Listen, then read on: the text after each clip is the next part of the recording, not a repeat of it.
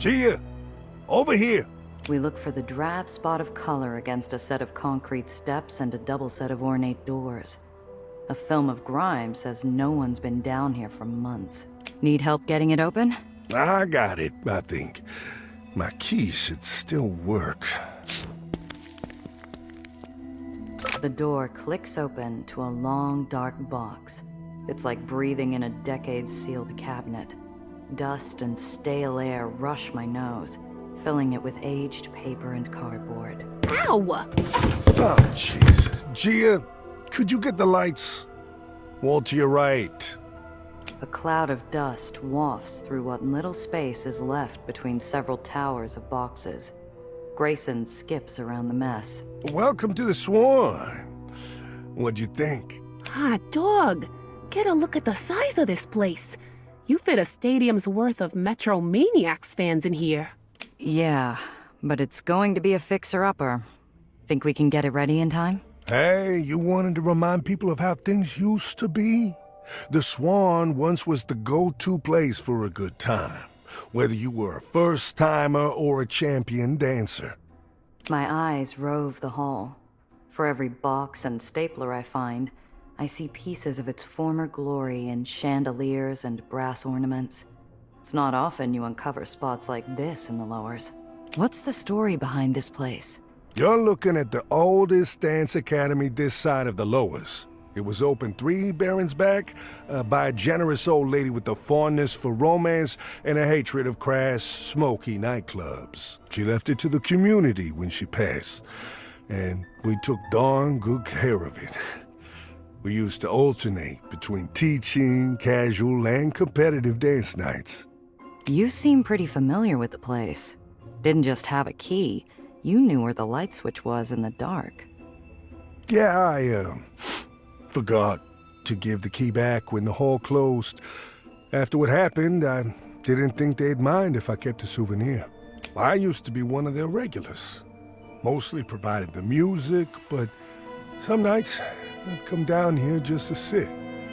Me and others used to spend whole nights chatting it up under these chandeliers. All right, where do we get started? It's been some time since I was down here. How about you take a looky-loo? See if you can find the hall's dance sheets and record player. Oh, and we'll need to see if the bar's still hooked up.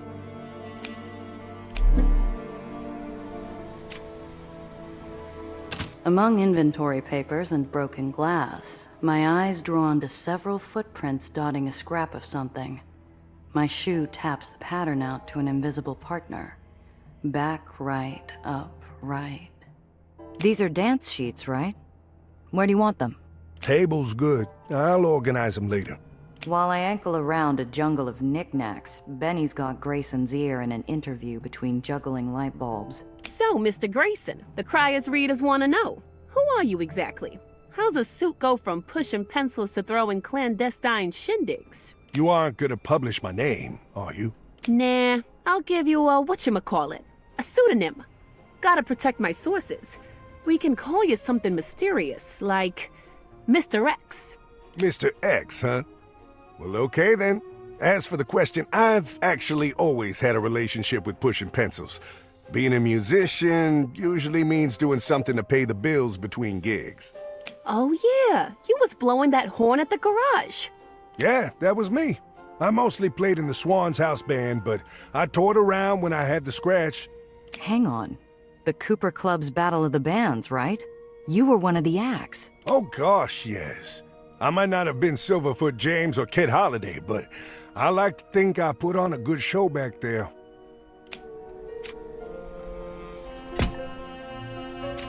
I give the boxes a rifle through and give up at the 4th.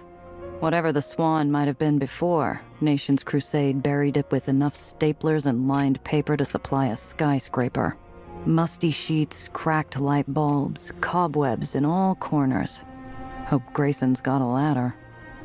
An off-color corner pokes out of the boxes, like a hand breaking through the rubble of a collapsed building, pleading for help. It takes several minutes to dig out a stage, a record player, and a trombone and its case. found the record player. Thank goodness. Yeah. That, takes care of them. Grayson's chipper mood fades, swallowed by some dark cloud cast by the stage. I guess he never came back for it. The who and the what? My ex-partner. I mean, old bandmate. We used to go everywhere together. My trumpet and his trombone, too. The Swan, the streets, the rooming house. Anywhere we could play. Used to? We had a disagreement. But it's fine. We still talk. Well, once in a while.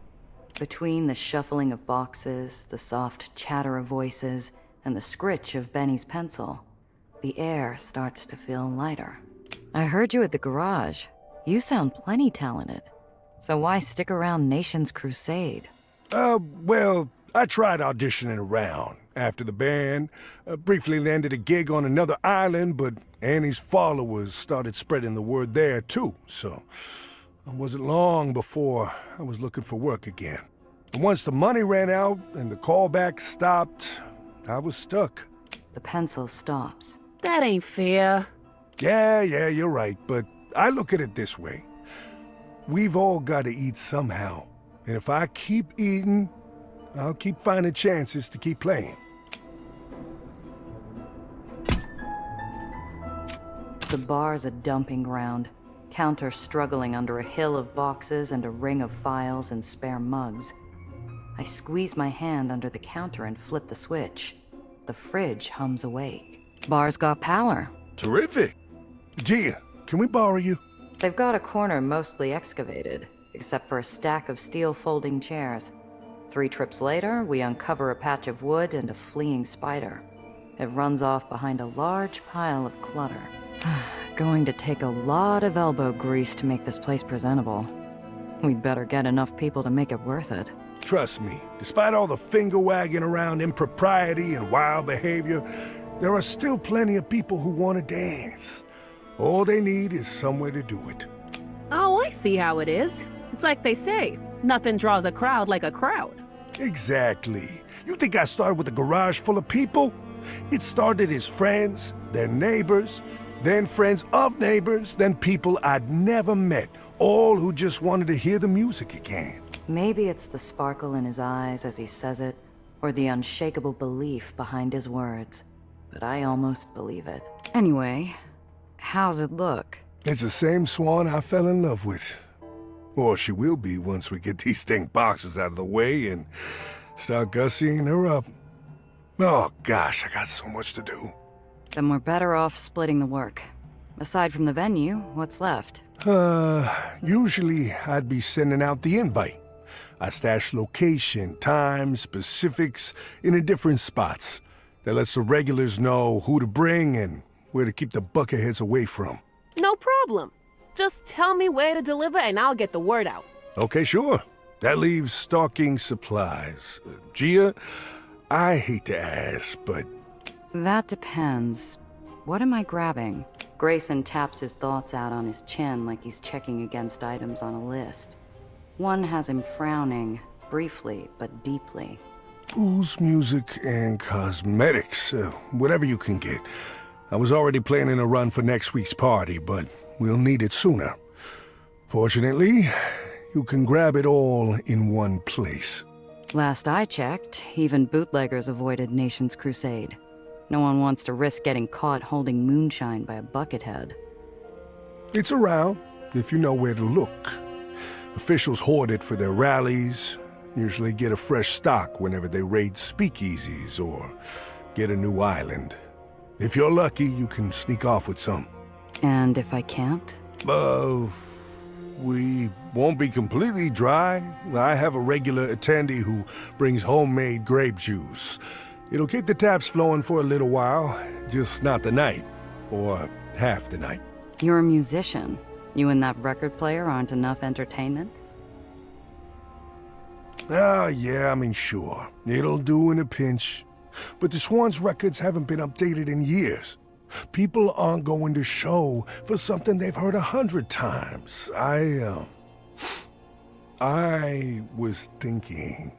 Grayson drops his gaze to his feet, rubbing his hands across his cheeks as though to ease the words out. I was thinking we're reopening the Swan. People will feel nostalgic. It might be nice to do a reunion gig with me and Freddie. The Swan's best brass players, back for one night only. Still not seeing where you need my help.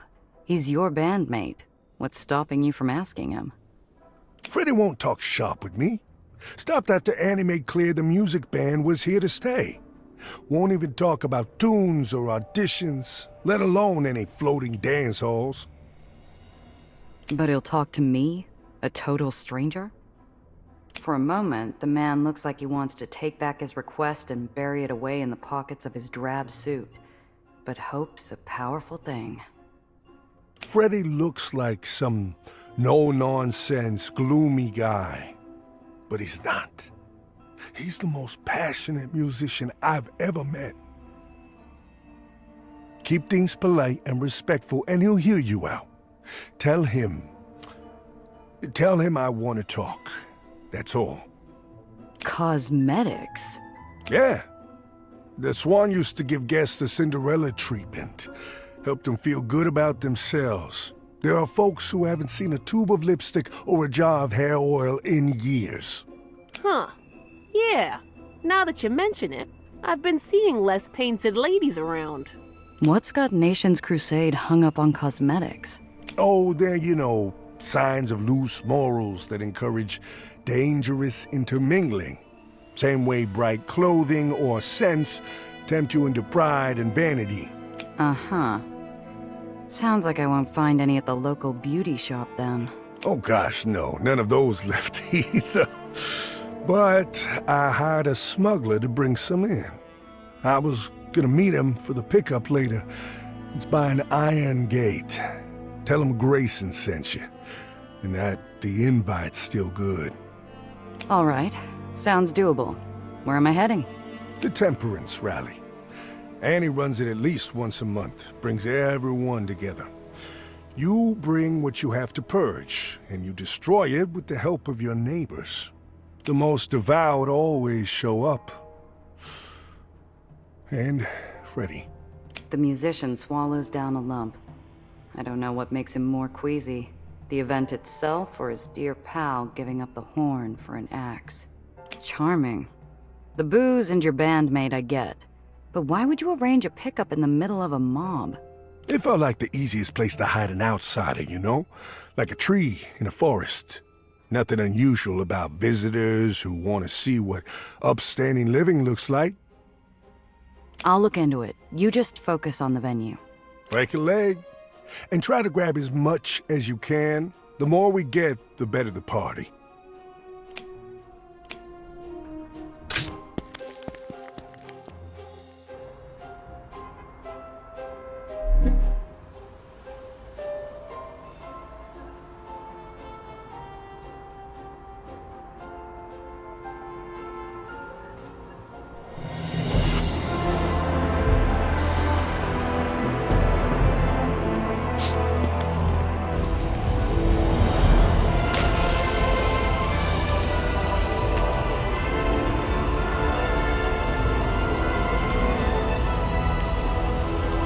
Brighter than the fires of hell, and hotter than the sun, a chorus of righteous axes rain down on items judged guilty.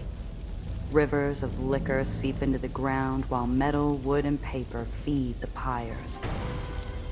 I duck behind the crowd of manic avengers while Baron Annie the Axe takes to the field. We shall cut down their idols, destroy their sacred pillars, burn their altars. As Paul said, give no opportunity to the devil. She goes to a woman struggling under the weight of crates of bottles. Together, they cast it over the edge to the applause of an adoring crowd. Drinking, gambling, vanity, pleasures of the flesh. But we do not gratify these earthly desires. Instead, we walk by the Spirit of the Lord. The answering shouts make the island quake like it's Judgment Day. It only comes to an abrupt lull when Annie steps down from her perch to hold out her hand to a downcast man. These books were my late wife's. She was a good woman. Never meant any harm, but the content is, I know. But these were hers. What does Paul say? That the devil and his machinations will come in sheep's clothing. All of us can be deceived, brother. Your wife meant no harm, but she carried on with evil, just as my parents did. You can make that right. Her words are the push he needs. He sobs and lets his wife's books fall, cremated by the flames to a choir of soothing neighbors. I tightly thumb Zio's hat. I love a happy ending, don't you? I jump out of my skin. The twisted melodrama must have thrown me off, because I hadn't seen the crone or her basket of goodies until she was at my shoulder. Oh, I'm so sorry, Lamb Chop. I didn't mean to frighten you. I would have said hello earlier, but you looked completely taken with our Annie. Yeah, she's a real inspiration. Hard to take your eyes off her. Well, look at you. You're a fresh daisy in the flower patch, and you're already sucking things in like it's water. Wait a sec. How do you know I'm new? Why, it's my job. I'm one of the event organizers, or as I like to call it, the door lady. When I see a new face, I can't help but make them feel welcome. Here, for you. She catches my hand. Years of social niceties and smuggler instincts prevent me from yanking it away before she palms me a set of dice. Didn't think Nation's Crusade approved of gambling. No, these are to cast out, Lamb Chop. I keep them on hand to help warm folks up. Small and easy. Toss them and you're done. She watches me with as much anticipation as the witch waiting for Gretel to take a bite. When in Nation's Crusade, I tell myself. I roll them between my fingers and throw them over the edge. Would you look at that? Clean to the burrows. We'll make a destroyer of vice out of you yet. But take hope, for even our Christ was tempted. Stay vigilant, brothers and sisters. Bodies disperse as Annie charges forward, rallying her followers to other battlements. I slowly exhale and use the shift in the crowd to make my escape. Thanks for the welcome, ma'am. Think I'll go mingle. Call me Bethany. I'd love to introduce you around, but someone's got to mind the exit. You'll be all right on your own? I'll figure something out. That's the spirit. Have a lovely time. But don't slack off, We're here to destroy sin. Cookies are only for those who do their part. The older woman totters off, but a sickly sensation lingers. Maybe she's nosy, but she casually glances my way once in a while. Better hope she gets over a mother henning fast.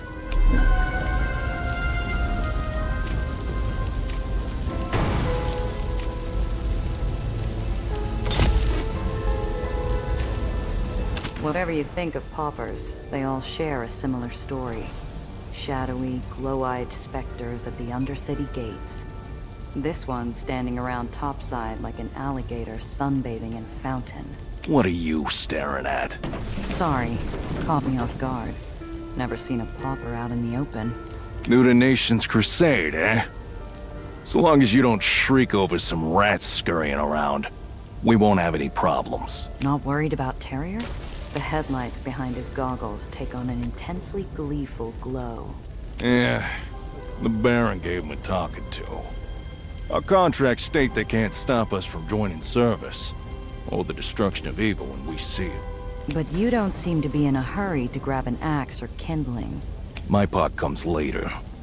I'll be here all night, sister, cleaning up after the topsiders have had their fun. Otherwise, they let moonshine flood the tunnels and block our doors with their barrels.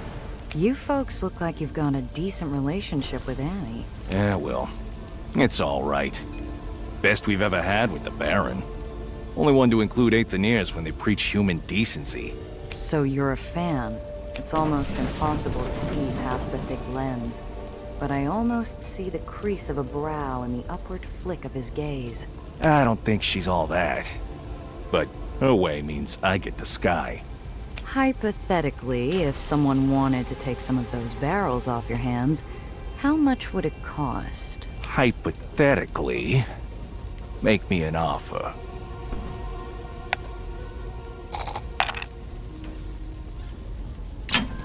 This event's a circus. Doubt they make cleanup easy. No, they do not. What if I said I got something planned for those barrels? Something that'll have the stiffs clutching their pearls. I'd say it could be worth it. Nice if someone else could be inconvenienced for once. The barrels will be by your car. Fat wooden bodies spill their heady contents into a nearby drain. A barrel or two would be a hit at the party, if I can find more than women's-sized pockets to smuggle them out. A spidery itch crawls down my spine. Looks like my nosy greeter's still watching. I borrow an axe off a noble-faced official and take my best swing. The executioner's blade splits through to the cheers of the crowd and the mourning of my inner smuggler.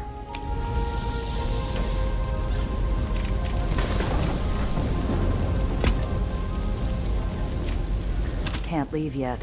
Still need to find Freddy in the pic. Bells shrilly scream under a beating of axes. Nation's Crusade must have raided a casino, because there are enough slot machines to fill a wing of pandemonium. Some still jingle with coins between hits. A spidery itch crawls down my spine. Looks like my nosy greeter's still watching.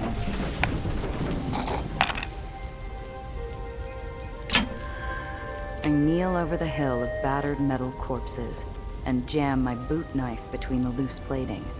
A few wriggles later, it pops loose, releasing its bounty to my waiting pocket.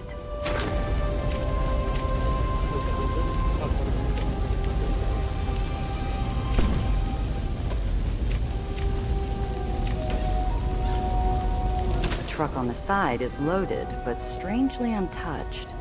I find the cause in a letter stuck on the dash. They detail orders to move overstock to storage, stamped with Nation's Crusade's seal. It hits me. I could walk out of here with barrels of booze if I had one of those letters. But Bethany's gaze is like a hovering wooden spoon. I grudgingly decide to circle back later. The crackle of white-hot embers and the smell of pulp, plastic, and fabrics have me breathing shallow. I turn my head upwind and notice the curve of a still pristine record. A spidery itch crawls down my spine.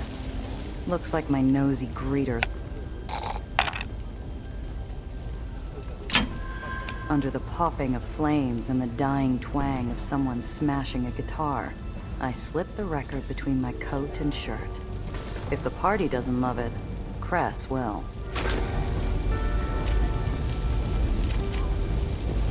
Amidst the shouting and raucous fervor, I hear the steady chop of an axe. The man behind it wields it with the air of a cloud on a funeral day, preparing tinder for the pyres. Freddy? Yes? Can I help you, Miss? Gia Randazzo. I'm a mutual friend of Grayson's. Are you here on his behalf? There a problem if I am? The former musician snorts, giving me a knowing half-smile dyed in melancholy. No offense, but I'll have to decline. Grayson didn't come himself, which means he wants you to ask me something he knows I'll say no to. Another barrel slate breaks. He throws them into a pile and starts on another. I'm not looking for trouble, Miss Randazzo. It's my day off. Hell of a way to be spending your day off. Don't got any hobbies to catch up on? Fresh air, social time, exercise. I don't need much else. You sure about that? Because from where I'm standing, you look like you'd rather be anywhere else. The axe comes down with pitch-perfect precision, but there's not a drop of satisfaction behind those eyes. Doesn't matter what I want, it's responsibility. I already promised Mrs. Bethany I'd replenish the wood. You that worried about a conversation? By smooth talk and flattery, they deceive the minds of naive people.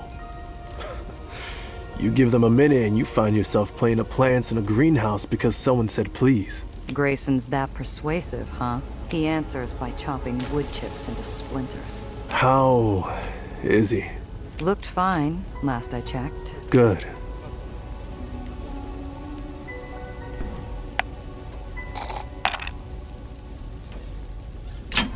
Maybe his mind's made up, but Grayson had been sure Freddy would at least hear me out. I wait until Freddy's finished taking apart a bar top before I try again. Look, Freddy, I'm not asking for much. A minute of your time and I'll be out of your hair. I'll even tell Grayson to give you space. A tangle of emotions whirls across his face before they come out in a long sigh. Your minute starts now. What's Grayson want? I think about saying he can ask Grayson himself, but one look at the grim line of his face tells me he's not budging without something solid. In low tones, I show him my hand. An opportunity. Grayson's organizing something from the good old days. One night only. He wanted to know if you'd be up for a reunion. He closes his eyes, breathes slow, and, just as slowly, puts the axe to the side. Gia, was it? I'm going to assume you're trying to help, but you're not. You're enabling him. So what? You think he should give up? Like you? Yes. Grayson's chasing something that isn't coming back. We took our shot and we failed. We're stuck now, so we might as well make something out of it. He'd rather get himself hurt. He'll get caught, or he'll wake up and realize it's been for nothing. I won't be a part of that. Yeah, you look real happy right now. I never said anything about happy. It's about making do. I've made peace with that. And how's that working out for you? Smashing up firewood just because some lady said to fight evil? I think you should go. I've gotta finish this. All right, fine. You don't care anymore. So you won't mind if I trade that trombone in at the pawn shop? If you lay a finger on it, I'll... His mouth hangs open. The near threat as good as a confession. You're as sneaky as Grayson. I need to clear my head. If you see Grayson first, tell him I'll think about it.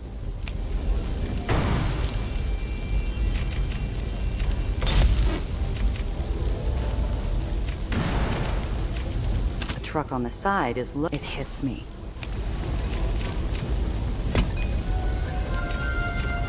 Can't leave yet. Look for the iron gate, Grayson had said. I casually lean against it, but 5 minutes pass and the only thing that joins me is falling ash. A small scrap of cloth tucked into a nearby fence waves at me. Yellow for attention, a smuggler's message. I tug it out, along with a note hidden in a matchbox. The message is curt. Too hot. Meet at the bend on the closed road. My heart kicks through my ribs at the handwriting. I knew it from scribbled work orders and personal notes slipped in my pockets. Part of me wants to tell Grayson his pickup was a wash, but I've still got a job to do, even if it means meeting with needles.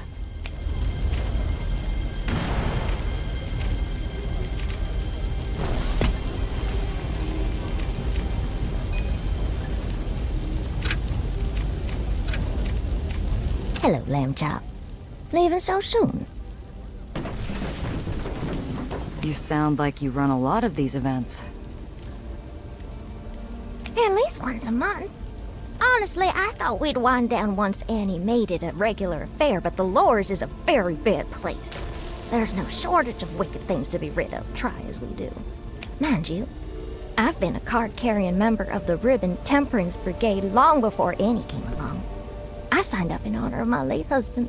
Was he a pious sort too? No, he was a drunk. The only sinful thing he ever removed from this world was when he drank himself into the devil's care. Oh, I'm sorry. Don't be. The man had a mean temper when he had a drink in him. You can say good riddance and leave it at that. A truck on the side, it hits me. Who knows what a... Hello, Lamb Chop. Yeah, time I head out. Of course. Thank you so much for stopping by. Before you go, I have something to say. Dearie, when Annie calls to you to destroy evil, you act. No buts, no coy blushes. You do as you're told. Sorry, Bethany. Must have misheard you over the noise. The witch hasn't finished with me yet, though.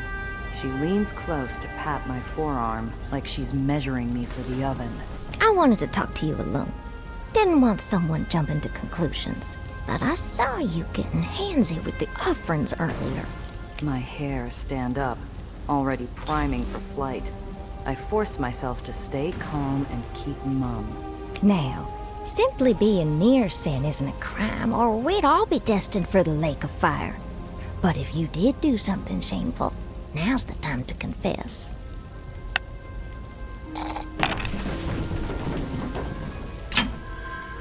Ugh, you got me. I almost pocketed something, but I couldn't go through with it. I felt like Annie was there, reminding me how the devil comes disguised as human desire. Oh, my dear. Well, I can't say I'm not disappointed, but I'm glad you took Annie's lessons to heart before you made a mistake. You can start making up for it with redoubling your efforts to purge the sin from both the city and yourself. If you need a place to volunteer, I can find somewhere to get you settled.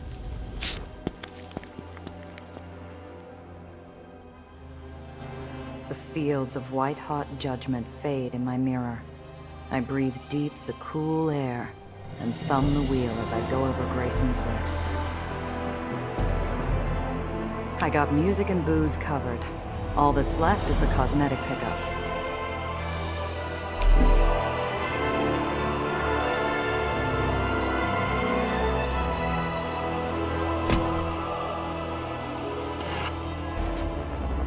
I round the bend and feel the world tilt. If I hadn't already seen his writing, I would have known Needles from the shape of his silhouette and the scent of his favorite cigarettes. Who the hell? Diamo. Nice to see you too, Needles.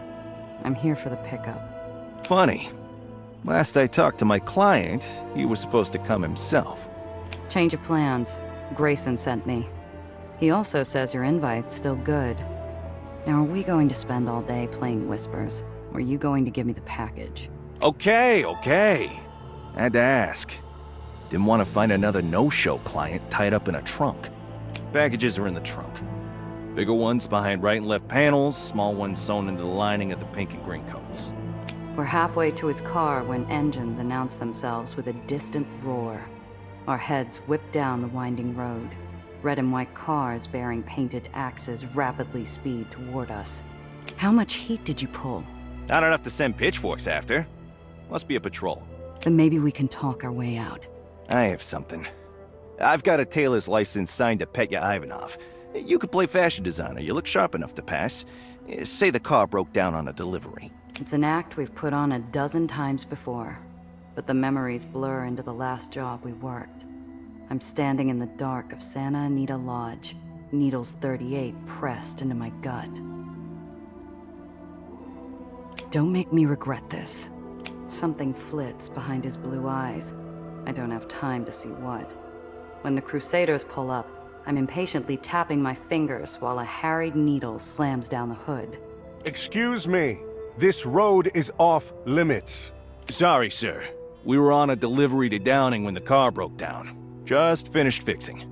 Needles hands him a packet of forms. I wrinkle my nose, passing it off as annoyance instead of nerves when I smell ash. He must have come from barrel smashing. Thank you. We'll let you get on your way once we finish checking the contents of your... Keep your greasy paws off them. I spent all week finishing those orders. I didn't lose sleep so some buckethead on an ego trip could ruin them. Hey, boss, go easy on him. He's just doing his job. Quick check and we're on our way. And if something gets messed up, I'll take care of it. Pietya! Needles shrugs like a man resigned to the tide and pops the trunk. He takes his time, showing off drab colors and modest cuts while smoothing ruffles. No one else sees him tuck away an odd stitch. Satisfied? Or is carrying cotton and tweed a crime?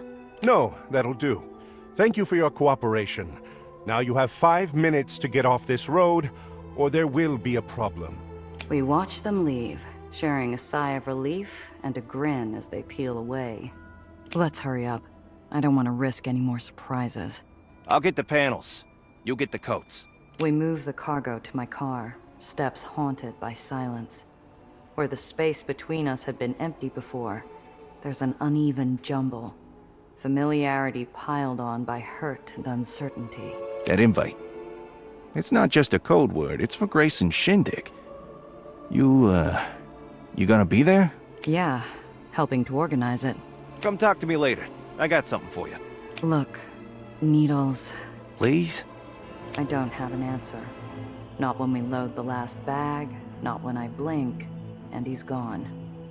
All I know is I've got a job, and I'm due back at the Swan.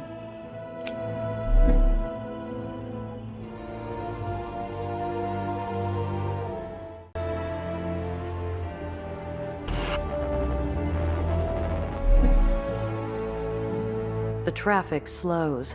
A standoff between the locals and a group of bucketheads has unfolded in front of me. They're busy slapping the cuffs on a gaggle of street musicians, much to the chagrin of their eager listeners. Evidently, nobody told the performers that they needed approval from the local mission. At any rate, if I want to move along without risking detainment, now it's my problem.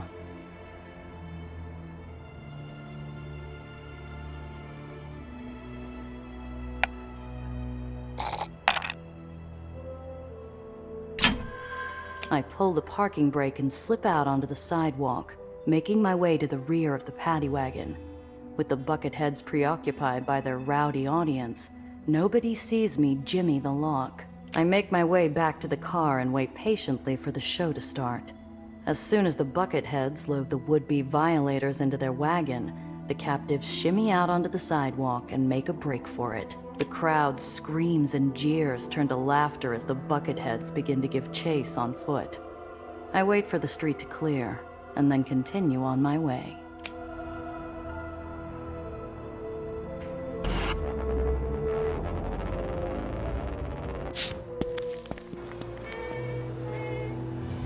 Gee, how'd it go? Got everything on the list. Everything? Even Freddy? He said he'd think about it. Can't promise anything more than that. That's good. Better than good. It's more than I could have hoped for. Thank you, Gia. Tonight's going to be special. I can feel it. Need a hand with anything else? I think I got this covered. Why don't you take a spell? Freshen up a bit before the party, if you like. I just might do that. Time passes. I'm back at the dance hall, hand on a thrumming wooden door. A chorus of joy and life on the other side. A tender ray of light peeks through the crack. I take the invite and step inside. The stage bears barely a scratch or scruff from its burial. Either it was in better shape than I thought, or Grayson's a miracle worker. Bright bulbs, dusted curtains, stitched up holes. Hard to believe it was a sight only fit for the spiders and moths until a short while ago. I can barely see Benny's hat around the sea of suits and skirts. He's a little bolt of energy, bouncing in and out around the crowd to reach me. Holy cannoli, Gia! The line's already running out the door. How are we gonna pack them all in? We'll manage. If they're sticking around long enough to wait, I doubt they're in a hurry to run off. Through the waves of crowds and dance floor, my eyes drawn to an approaching pair. A musician in a tan suit, arms slung around his other half. Freddy! Finished thinking, huh? You made an effort to talk me over. I decided to give you a shot. Blame Grayson for the rest. Hey, now, I didn't need to do much talking at all. All I did was return Mr. Toots to his rightful owner. What you did with it after was your biz. Mr. Toots? My trombone. Now, if you'll excuse me, I've got to go finish warm-up. His eyes roll, but Freddy's half grin is a break of light through the gloom. He pats Grayson on the shoulder and takes to the stage with his other partner, Mr. Toots. Anyway, before things get busy, I wanted to tell you something. It ain't you two. I never gave up on seeing the Swan in business again, but this... it's like stepping back in time. Wouldn't have happened if you hadn't thrown it all together. Grayson gives us a 15-watt smile. He takes to an expectant stage and a deserved applause. Him and Freddie lift their horns. The hall holds its breath in anticipation. The music starts, and the swan completes its transformation. The once stale air warms under bright music and swaying bodies. Though I'm supposed to be working, I imagine myself on the floor too. Not every day you get to enjoy the same party you're working. Oh, yeah, that's right. We're still on the clock. Underground's expecting party coverage. Testimonials, quotes, pictures, the whole kit and caboodle. All anonymous, of course. I'm going to keep an eye on the floor. Catch up with you later, junior reporter.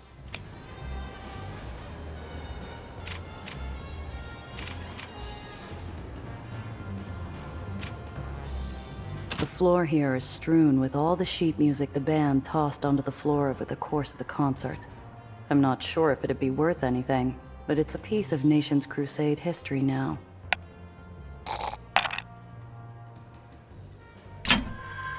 I rifle through the fallen pages, looking for something that might make for an interesting keepsake.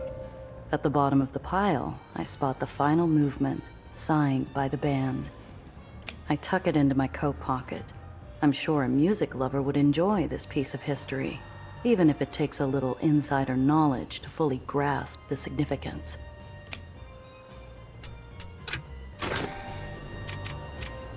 There's a line from the beauty station to mirrors of all genders and ages. Men with hair gel and women with makeup take a gander at their reflections and leave with a bounce in their step. Polished to a shine, the bar's a watering hole for the thirsty and giggly. How long's it been since they've had a glass of something more than water and church wine? I catch Grayson and Freddie between sets. Gia, hey, enjoying the party? Freddie's humming, lighter with a trombone than an axe, but the clouds linger. When he's still too long or too short, he goes quiet. Freddie, how are you holding up? Happiest I've been in years. If that's your happy, I'd hate to see what your glum looks like. His mouth twitches downward like he's lowering the curtain on his mood. Try not to forget things roll back tomorrow. Maybe this time for good. You want it to be for one night only? No. Then what's stopping you from doing more gigs with Grayson? It wouldn't be public, or even as nice as here, but it'd be somewhere. I could. We'd make a good run of it. It still doesn't change the band or what happens if we get caught. You think the hurt's worth it? Honestly, I couldn't tell you. But I know what it's like to be stuck living in something you hate. Maybe. I'll think about it when I'm not working. Thanks for noticing, Gia. Sounding swell, Grayson. Oh, thank you. It's all the atmosphere. Nothing fills my cup faster than a full house and a great band made to live up to. You really enjoy playing that much? Well, sure. Don't you get any warm feelings when your work makes people smile? I'm a smuggler. My work's supposed to happen on the down low. Most clients are happier pretending they never met me. And if I'm lucky, the job ends with a clean handoff and a thank you. So why go to all the effort to help me then? What are you getting out of this? I'm working a job. I told a client I'd help her fix something, and the only way we do it is if I make sure this party happens. Oh, you're a good friend. Friend? No. A client's a client. I made a contract, so I'm on the hook to follow through. Don't worry, I get it. Sometimes a gig is just a gig. But for what it's worth, you've made me and everyone here real happy, Gia. There's a trio camped comfortably together. Their limbs are a comfortable sprawl, as though the dance hall were their living room. There I was, up 28 hours, my partner dead asleep, arms giving out. I saw the ice buckets and I knew what I had to do. Just because I didn't see it doesn't mean you weren't wrong to do it. Lighten up. Scolding her isn't gonna bring the prize money back. Which you should know after helping us spend it all on drinks and movie tickets. Their friend grumbles defenses into his drink, while the pair share a laugh. The handsome-looking partygoers trails off when she sees me. Evening, miss. Hope you don't mind some fossils taking up space. Why not? Sounds like you were here first. Damn right, sweet thing. We and the swan have a history. We were reminiscing a bit. All right, I'm curious. What did you do with the ice buckets? Don't. We'll be here all night listening to her again. Then plug your ears, sweetie. Once upon a time, the Swan used to hold dance marathons every last Tuesday of the month. 50 cents for admission, free food and shelter. Winner takes all. It was your idea, Clyde, wasn't it? I got the idea from San Francisco. Something to fill the hall during slow days. Fortunately, I didn't realize one of my best friends was a conniving cheat. Oh, come off it. Sadism was sexy entertainment back then. I wasn't the only one slipping smelling salts in my sleeves or dipping fellas into an ice bath. Speaking of which, so, the ice buckets. Adrian Felton keeps kicking our shins, so I dropped a bottle of red ink into their tub. How was I supposed to know he'd make a mess? What's your history with the place? We used to be regulars. I tell you how many years we've been coming, but it'll upset Minnie. I beg your pardon, Chris. The only thing she needs to know is that I'm the 5-time winner of the Swans Dance Marathon competition and marathon record holder this side of the lowers. Although if you want to see moves, you should watch Clyde. He used to teach here. Not all of us are looking to show off. Why not? Maybe I'll learn something by watching. The former instructor squints at me, then his drink. Nothing feels former about him as his hand swaps the glass from Minnie's hand in one fluid gesture. Their steps are a well-oiled music box, and each step clicks the ground like teeth against a cylinder. 1, 2, spin, dip. Clyde elegantly swings Minnie downward and upwards. And from another angle. Without a break in movement, they swap parts. Minnie to the side, Chris the lead, Clyde the follow. 1, 2, spin, dip. A perfect repeat of the first, etching the motions into my memory.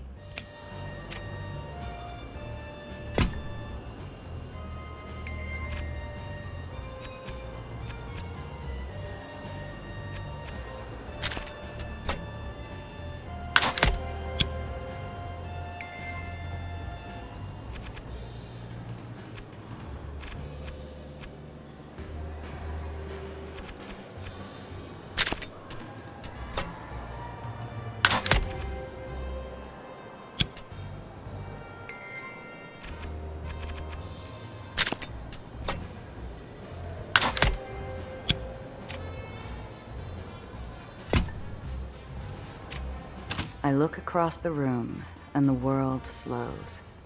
Whether scarred or in new clothes, Piotr has a pair of eyes I'd know in any crowd.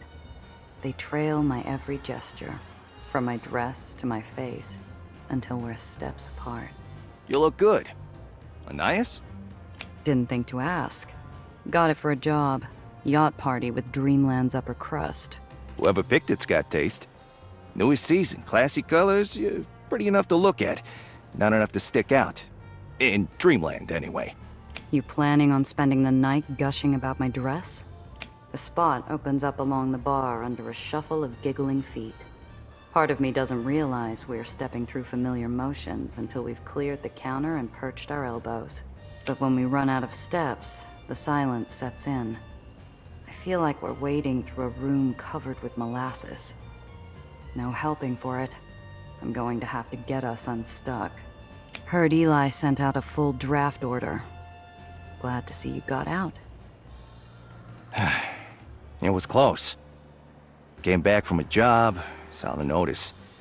Barely had any time to grab my kit before they started kicking doors down. And the shop? Haven't been back. My guess, it's ashes. Knowing White Street, it might as well be. Whitecaps don't tolerate deserters. If a tailor ran without any friends or family to punish, that didn't leave many targets. Heard something about the general, though. They say 8-Shot ushered him onto the final ferry. That true? It's not like that. Does it look like I go out of my way to kill a Baron? Surprisingly, no. Too risky even for you. Doesn't stop people from guessing. Last I checked, top bets were professional hit, revenge mission, or vigilante action. Figured if you had a barony you liked less than White Street, Nation's Crusade would be somewhere in your top 5. Upper end of the list. But White Street's on fire, and Nation's Crusade's got plenty of smuggling jobs. Not surprising. Zio used to say in our line of work, no one benefits more from a baron tightening their fist than us. He wasn't wrong. It ain't all makeup runs.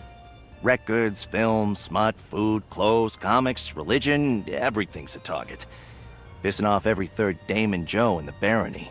I stare at my reflection in the counter. A while ago, I'd be imagining a steady stream of work and a growing pile of cash. I don't see them now. Have you heard about Mr. Blanc? Not since my last Uppers gig. Why? What happened? He's dead. What? No, don't kid. I'm not screwing with you, Needles. I was there. The air cools into a respectful silence. Needles waves down the bartender. We order 2 shots. Neither are to Mr. Blanc's tastes, but we drink in memoriam anyway. To Mr. Blanc. He ran a nice bar. To Mr. Blanc. He gave me a second chance. All right, Needles. What's this about? Needles usually isn't one to pull his punches. Whatever this is, his fingers fidget for half a second before placing a set of keys on the counter between us. Here. 35 Chimera. Won't have all Cress's work, but it'll get you around. You fixed Chimera? Not personally. Found it while I was still in White Street. It was like seeing a ghost. But I did a big job, someone owed me a favor, I owed you, so I cashed in. Needles, when I said you owed me double, it was for the gala. Bringing my car back's a hell of a lot more than pay up and get out of my sight. Yeah, but I owe you for more than the gala. Owed you for the Valentine job. And for being a bastard who couldn't even say sorry. Still not hearing an apology. Damn it, Gia. I'm sorry. You wanted to know why I wasn't at the funeral. I meant to. Had my suit, a pack of cards, and a bottle of whiskey for Alfonso. Made it halfway there before I pulled over.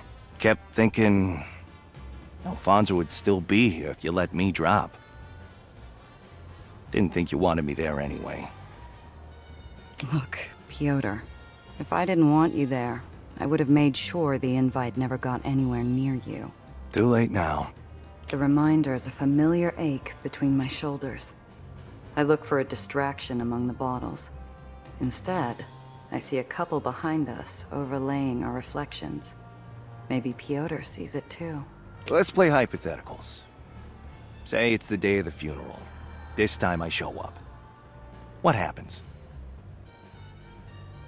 Same thing we do every time we finish a big job. Glasses of whiskey, cards, and stories. Alfonso would have liked it, as long as the stories were about him. Always liked someone else reminding him how clever he was. He ever tell you about the cabbie wars? About as often as the Russian bear. Even if we got through the funeral, I doubt we would have been okay. My rep was in the mud, and from what I heard, yours was only slightly better. We'd still be scrabbling for jobs. Funny. I cleaned up pretty nicely on White Street. I also remember you getting chased out by whitecaps. Yeah, it was nice while it lasted. But maybe I could have skipped that part. Wouldn't have set up shop there if we'd pooled resources. And you know who the principled one was. Some clients like that. So, where do you think we would have ended up?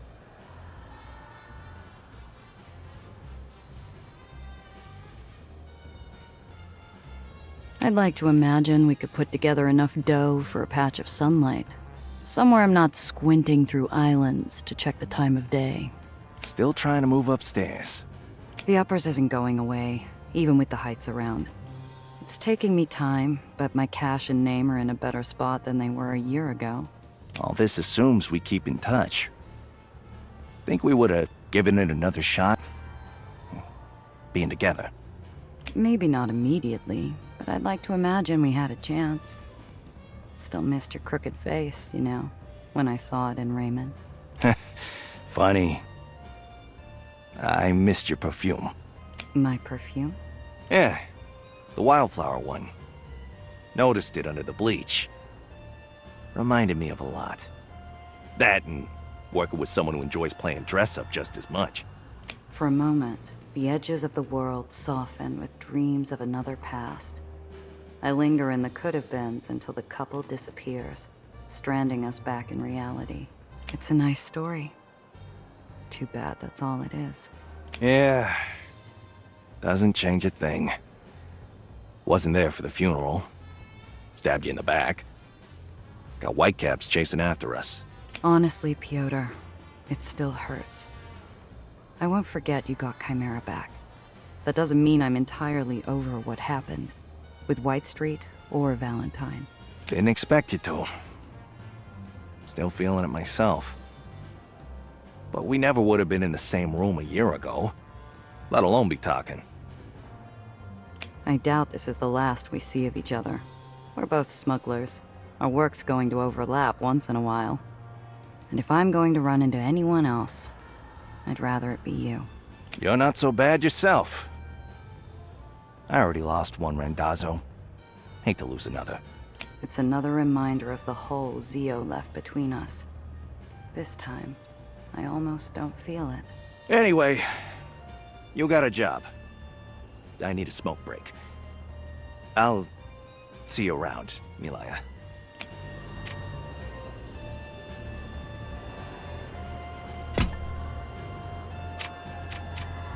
Hey, Gia. What's the word? Any trouble?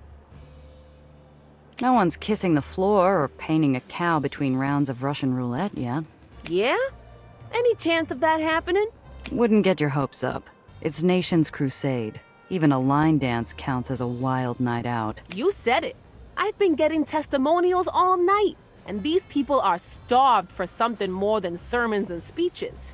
Everything they do's gotta go back to goodness and duty. It's no way to live. And get this, Annie even bans the funnies. You think I can talk the underground into letting us include some in my article? Try asking after you have it written. Benny frowns, chomping on the eraser end of his pencil like it's a fat cigar. That's been tricky. I'm experiencing some bona fide writer's block. Been stumped deciding on the headline interview. What? Nothing exciting enough? Nah, that ain't it. But we need something with pizzazz. Most barely read past the headline. We want to sway hearts. We need to hook them from the start. Annie's band put Freddie out of work. Doesn't seem like he's as at peace with it as he says he is. Huh. Yeah, that could work. Nation's crusade stopped the music. Former musician speaks out. Let's see what he's got to say. We weave through lines of bodies bobbing up and down, and wave Freddie over between sets. Sweat pours down his brow, and not entirely from effort. Something wrong? Grayson tell you about Benny over here? He said something about a reporter. He didn't say he was a kid. Aw, don't let age fool you. Name's Benny Castellano, star reporter of the Daily Crier. I'd like to interview you for the front page. Personal details redacted. How's it feel to be back on stage? While others might have blushed or preened over the opportunity to make the papers, Freddie's face clouds over. He looks as sure as a dented weather vane. What was that you said earlier? The being back here's the happiest you've been in years? Freddie rolls his eyes, but there's no annoyance or rancor behind them. It's bittersweet. I feel like I'm still waiting to wake up. Must be disorienting, huh? The Swan's the most happening joint on the island. Then bam! Closed. Not because of profit or the owner packing it in, but the Baron said so. Disorienting's a word. So is painful. What happened back then? Not much, except it was sudden. I came to work and found Crusaders. They said heretical music was banned, but Annie would show us the way. I remember Freddie chopping up kindling and feeling a thump to my gut.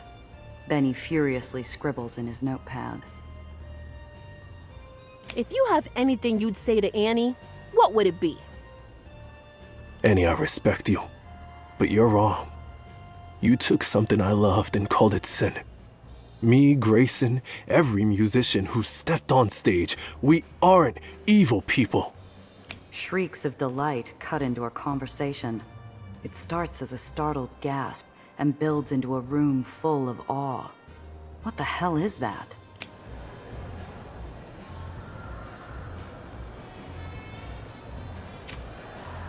Among a sea of undulating bodies, one's flopping about like it's her first time in the deep end. A teenage girl alternates between peeping at dance sheets and practicing steps solo. Mind if I cut in? Oh, sure. One hand in hers, one arm around her back, I guide her through the steps. She's a choppy partner, jerking on slow steps and dragging on quick steps, but she evens out with each repetition. I'm doing it. I'm really doing it. Sure are, kid. First time? Pretty much. The last time I danced was at my cousin's wedding, but that doesn't count. And Nation's Crusade doesn't allow dancing for even weddings anymore, I take it. No. Grandma says it leads to sinful thoughts and sinful actions. Is it weird I don't care? The song ends and we part. The flushing girl bobs her head. Thank you. I'm going to go practice some more. Yes? Go on, enjoy the party, Gia. Clad in a sharp suit, Apollo could have walked off a poster. While tongues tie themselves into pretzels and autograph requests come out in stutters, he takes them with a gallant wink and a smile. As the crowd flows towards the matinee star, I swim upstream to Grayson. The musicians flustered, professionalism straining against the same enchantment that has his audience. Is that Apollo Diamond? What's he doing in Nation's Crusade? In one of my parties? Am I dreaming? Couldn't help himself, I guess. Once the pleasantries ebb away, Apollo sweeps to the stage. The crowd parts, forming a narrow path between him and Grayson and me. Oh, hello, old sport. Lovely barnstop you've got going on. My people heard rumors about a floating dance hall in Nation's Crusade. Had to come see it for myself. Thank you. I mean, you're welcome. It might not be as fancy as what you're used to, but we are a friendly crowd, aren't we? The hall swells under a tidal wave of agreeable cheers, swept away under the fantasy of a movie star in their little corner of the world. I feel a little floaty myself when Apollo turns to me. Gia, darling. Fancy seeing you here. We really need to stop meeting like this.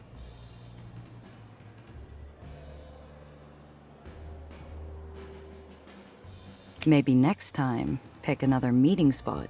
I know a table with a view near Wintry. I'll book us a table someday. He reclines back onto the edge of the stage like it's one of his sets, effortlessly drawing the room into his orbit. I heard all the dance halls closed years ago. Good to see the folks of Nation's Crusade still know how to have a good time, eh? Another wave of cheers fills the hall, but Apollo's churning something. Beneath the smiles and whispers, ripples of discomfort, sadness, and resentment pass through the crowd. You know, I never quite understood Nation's Crusade's thinking. Sure, morality and goodness and all that, but why's it gotta be so drab? I don't think it should be. A good number of us don't, in fact. We wouldn't be here otherwise. Oh, that's the spirit. I've been to my share of parties. Never have I seen someone struck down over one. Well, except when someone tries skipping the bill. The crowd chortles along, but it's more than politeness. They're hanging on his every word, drinking up visions of a world lost to them. Joy makes us human, after all. What's more human than enjoying life, eh? We only get one, so let's spend it dancing. Hit the floor, tap your toes, turn to your neighbor and ask, Gia, would you dance with me? For a moment, I'm standing in a fantasy.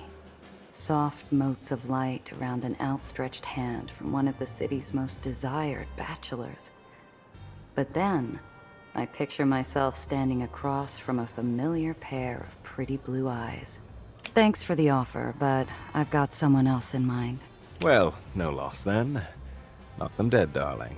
I feel a flutter in my belly, like it's the days Needles and I were dancing around budding feelings instead of bad memories. Just like back then, all I had to do was walk up and ask. Up for a dance, Piotr? Always, Milaya. He takes my hand, and the emptiness shrinks to the spaces between our fingers. I doubt it'll ever fully close, but we leap back and forth across it with every step. Hours pass. While the early risers and the lightweights slip off into the night, Needles and I take advantage of the extra space to take turns swinging each other around the dance floor.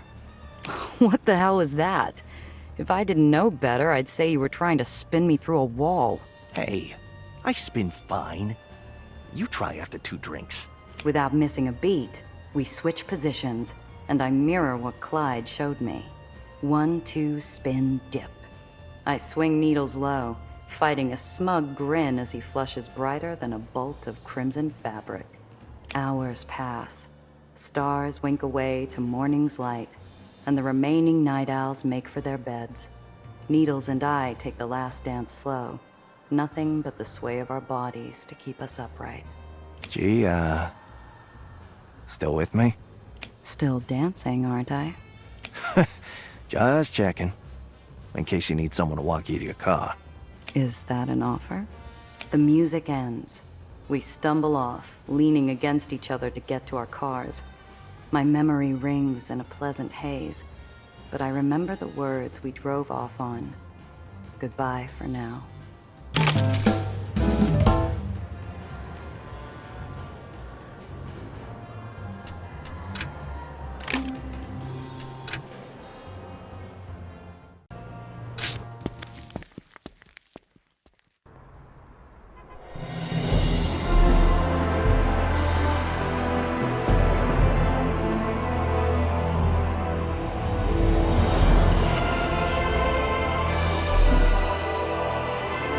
Traffic slows dramatically, the Aether road coming to a standstill. Dozens of pedestrians mill along the roadway. I motion for one of the loiterers to roll down her window, hoping to learn more about what's happening. Pardon me, but what's going on? Haven't you heard? One of the pastors is coming. He'll be rounding the corner any minute. Everyone's here to pay their respects. I look around for a quick detour. There's a construction site to my left, but it's full of people and equipment. Maybe I should try some crowd control instead.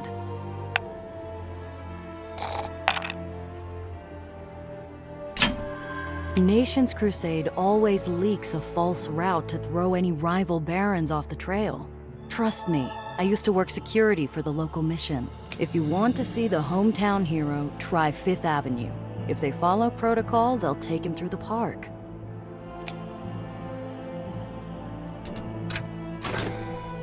A low murmur spreads throughout the crowd as they weigh the credibility of my little white lie. A moment later, the crowd begins to disperse, off to inconvenience some other group of motorists.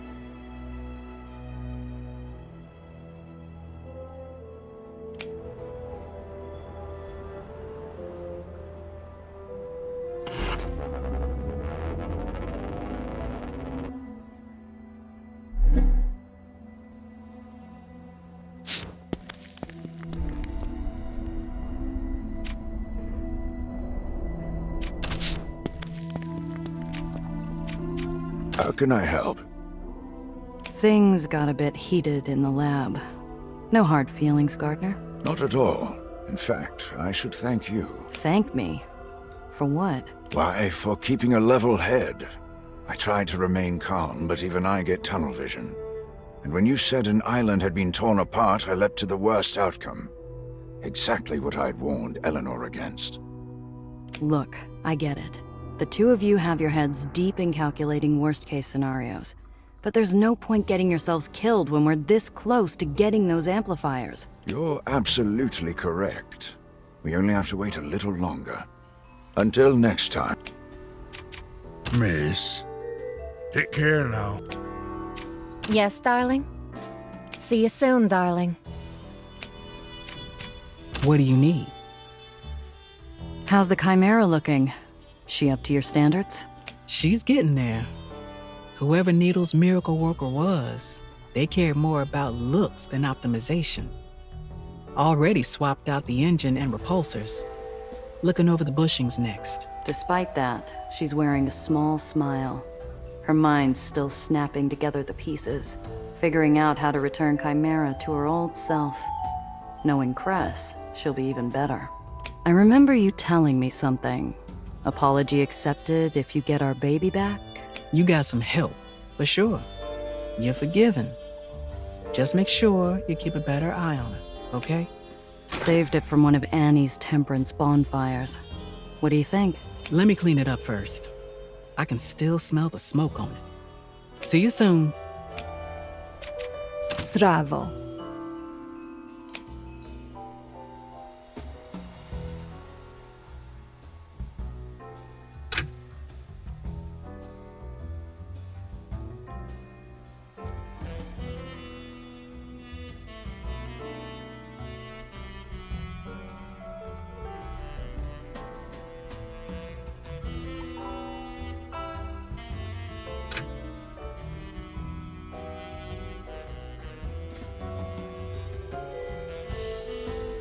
Take your time, but do not happy hunting.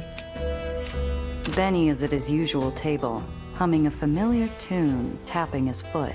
It takes me a few to clue into Benny's tune, then I remember why it's so familiar. It was one of the numbers the band was playing at the dance hall.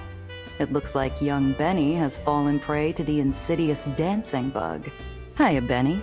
Or should I call you Twinkle Toes? Hardy ha ha. I thought it was kind of fun is all. Who knows? Maybe I'll check out the scene sometime. Only you don't really know how to dance. yeah, I kinda got the idea, but I'm not sure how to put it all together. I'd like to hit the dance floor and look real smooth, you know? I think I can help with that. Luca, Gardner, front and center. Thomas, turn on the radio. Find something jazzy. Huh? What's up? What can I do for you, Miss Randazzo? Hope you wore your dancing shoes, boys.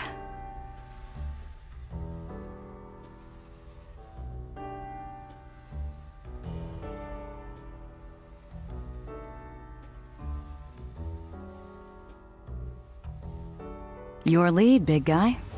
All right, miss. We can show the kid here how it's done. Just watch your hands. I'm a married man after all. Luca takes my hand in his big paw, gently placing his other hand on my hip. He bobs his head along with the music for a couple of beats, then sways, guiding me along in his wake. I was expecting him to squash me with those clodhoppers of his, but he moves with surprising grace. He's no Arthur Murray, but he's no novice either. Luca, you're not half bad. Diane and I used to cut quite a rug back in the day. Dances are a cheap way to have a good time. All you need is a place. Plus, it's all about the footwork, just like fighting. Seriously? Whether you're a powder puff puncher or a heavyweight plug, footwork really separates the serious fighters from the brawlers. Good training. The two of us finish our dance in time with the song. Gardner favors us with polite applause. Benny laughs and claps, stamping his feet on the ground. Hey, thanks you guys. I think I got some good pointers out of that. Maybe I could have the next dance, Gia? It's a deal, kid. I didn't realize you made house calls. Yes. Hand me that socket wrench, will you? Wow. How did you ever afford all of these swell tools? I paid for them. Some with money, some with favors. Now, the socket wrench? Did you make that arm? No. How did you lose your arm? Choking a cub reporter who asked too many questions and wouldn't hand me a socket wrench. Do you know which paper they wrote for? What's the word? If you hear something... Yes? Goodbye for now.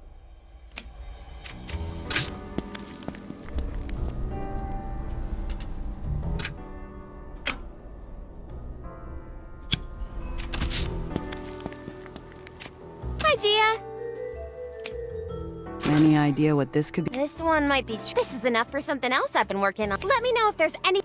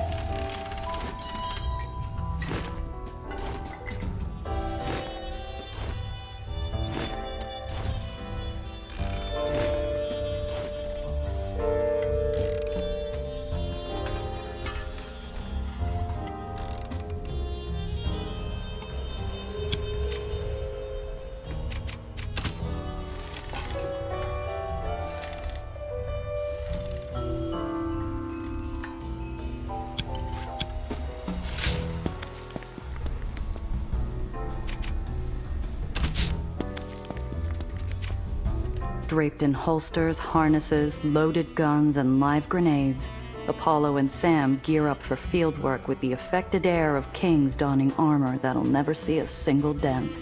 I swear, this used to fit me.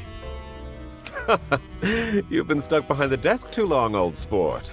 It's finally time for some action. We're really stirring the pot now, eh? That's one way of putting it. Oh, Gia, darling. You're just in time. How do we look? You look pretty excited for a man who just intentionally started a civil war. Tut tut. No getting cold feet now. This was always the plan. Remind me, Hollywood, how many wars have you been in exactly? Well, if you don't count the siege of Carthage and that swords and sandals picture I did in 29. Gia's right, Apollo. This isn't pretend. Ah, yes, yes. Thank you for the lecture, both of you. Now, shall we get to it? Well, the pipe has well and truly burst now. Nation's crusade is at war with itself. Lit up like a crate of dynamite practically overnight. You've done very well, darling. Yes, but the turmoil's spreading fast, and it will be difficult to contain. Contain? I say we lean into it, old boy. When she sees what's happening, Annie will have no choice but to capitulate. Changing hearts and minds is one thing, but civil war? Neighbor against neighbor? Maybe we put too much fuel on this fire. Nation's crusade was already a forest of dry twigs waiting for a lightning strike. Annie would have you believe everyone in her barony shares a single mind. But that's not how people are, darling. She spread herself too far too fast. She never really cemented her control, not like Eli or Mom did. Her hold over the people has always been tenuous at best. She's just a kid, after all. Yeah, a kid in charge of some woodlands that just caught fire. Let's say Annie surrenders. What then? That's up to her. Apollo, you agree with that? Of course. What are you implying exactly? Just that my hands are plenty bloody already. I don't need to scrub Annie's off, too.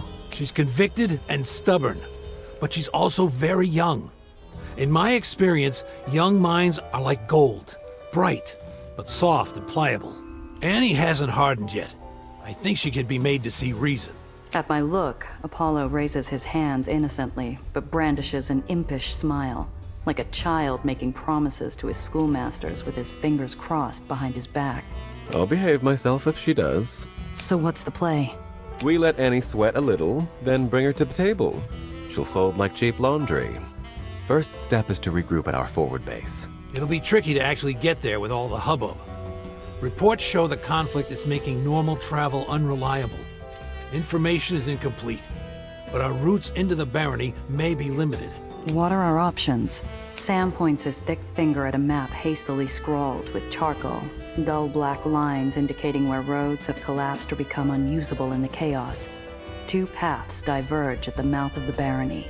Our scouts say there are civilian refugees fleeing the conflict here. We may be able to squeeze in past them. We also know some dissenters have captured this area here and may be willing to let us through. Can't make a call looking at some scribbles on a map. Let's get out there and see for ourselves. About time. Hey, Gia. Catch you around.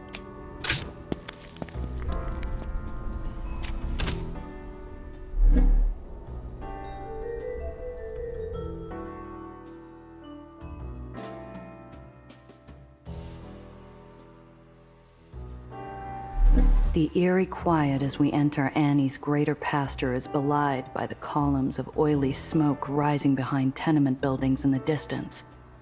And what's that saying? Where there's smoke.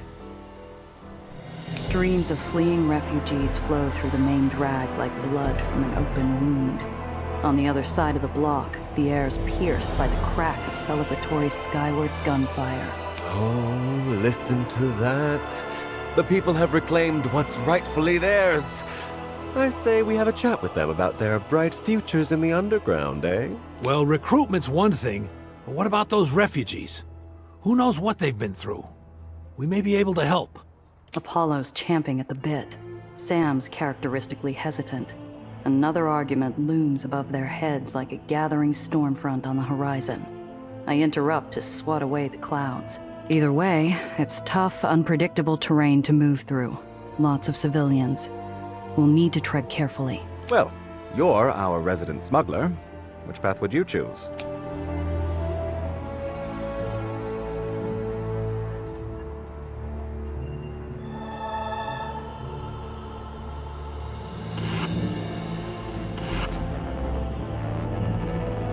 Here, the huddled masses are yearning fiercely to escape the conflict. I see torn clothing, hastily gathered belongings, and the same helpless confusion on the faces of the young and the elderly alike. A voice floats above the bustle of bodies, and I see a troop of Annie's Samaritans trying to impose order on the chaotic assembly. Sam charges forward to intercept, his righteous engine revving. Wrong way, folks. Head towards Hepburn Avenue. Leave these people alone. Can't you see they're just trying to get to safety? What do you think we're doing, Grandpa? Hey, you! Only one item per person! You can't stop them from leaving. Who said anything about stopping them? Who are you, anyway? We're the Underground, pal, and we're here to make sure these people get to safety.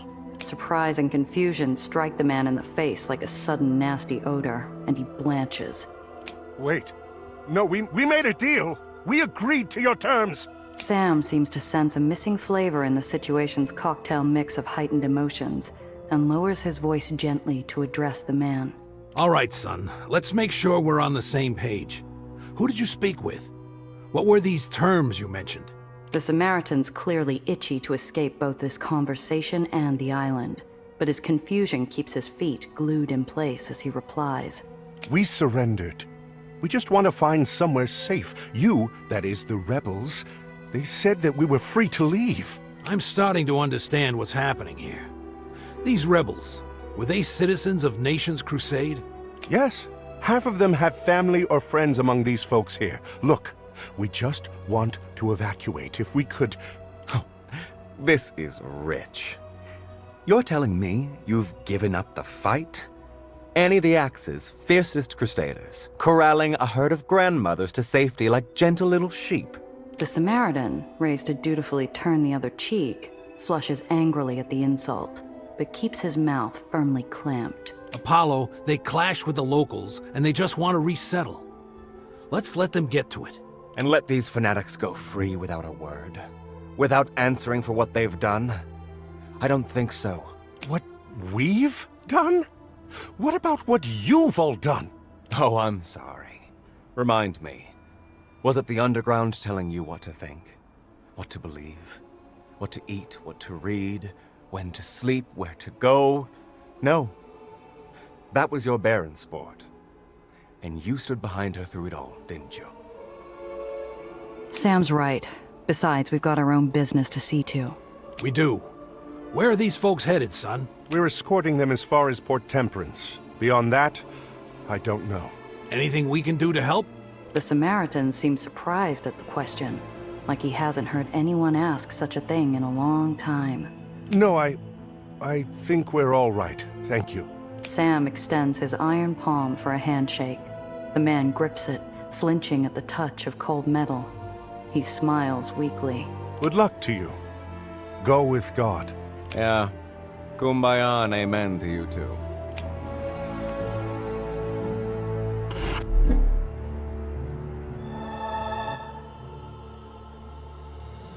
A shame. I'd hoped this was over. Dufresne, I thought I'd seen the last of you back on Coney Island. It should have been. But there's a contract out for you, Randazzo. And I am here to collect. Before I can reply, I see Dufresne's fender dip. He's trying to ram me off the road.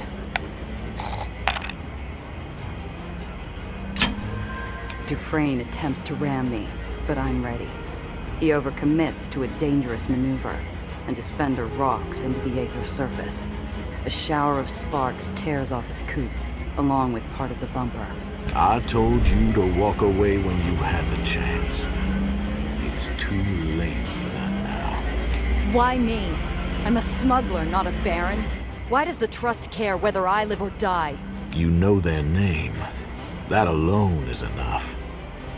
But you've gone and attracted the attention of the wrong people, Randazzo.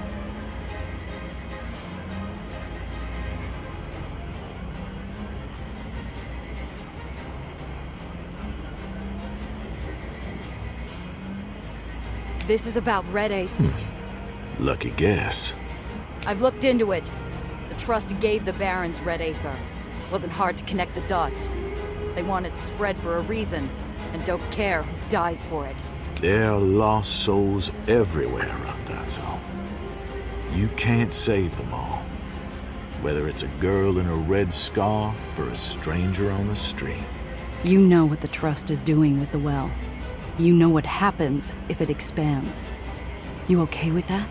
The trick to staying alive in this business is to never ask those questions. I do my job.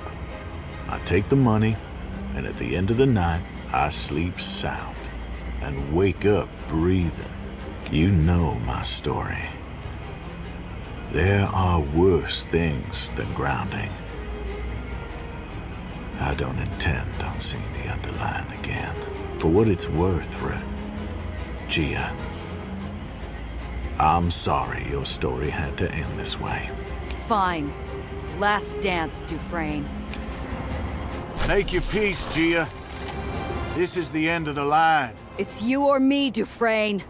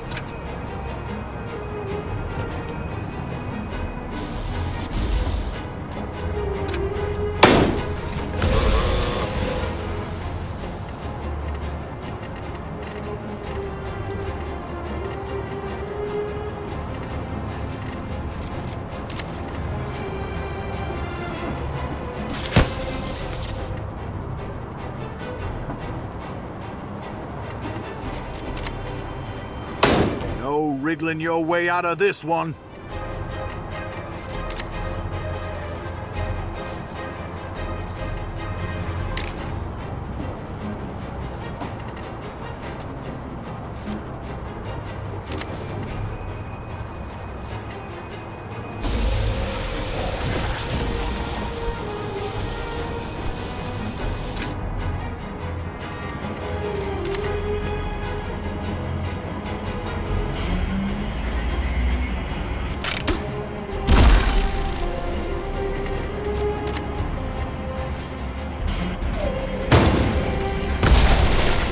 Oh, applesauce.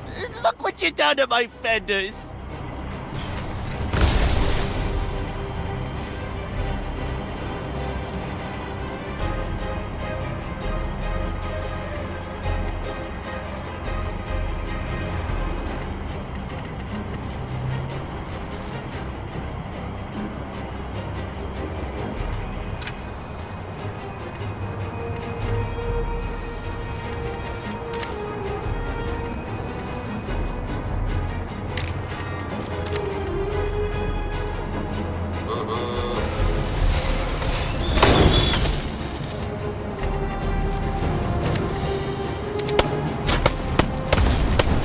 Oh, applesauce. Look what you done to my fenders.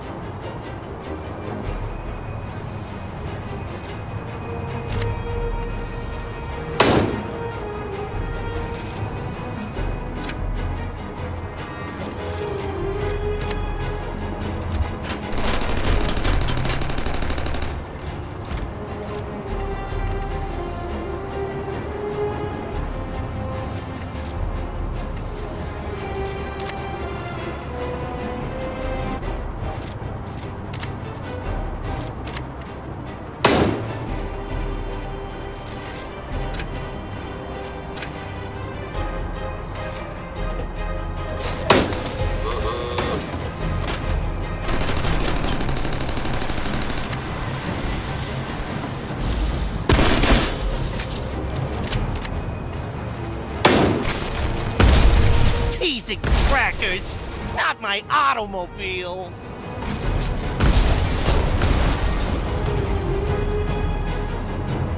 Dufresne's repulsors fail, the engine giving out. The world seems still and quiet for a moment as I watch him float toward the edge. Trapped in his car, the steel pulling taut as surely as the noose around his neck. Maybe killing can't fix a thing, but for now, it seems to. His eyes are gray and serene through the windshield, locked on mine. He's just another professional, like me.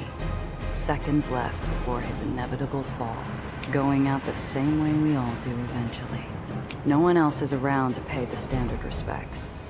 I pull a coin from my pocket as his chassis clears the edge and his headlights fall from view.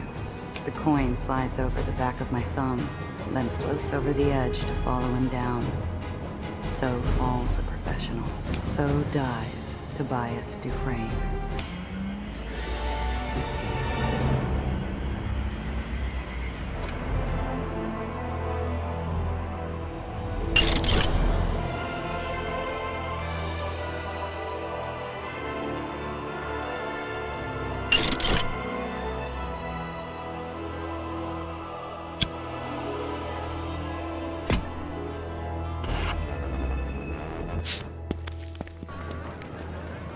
The forward base is a bombed-out husk, black streaks of explosive residue marking a grim tally of the lives that were paid to claim this territory.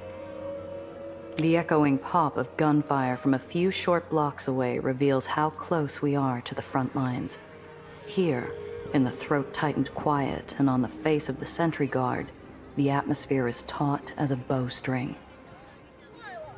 Mr. Ironhand, Mr. Diamond, sirs, welcome. Go on through.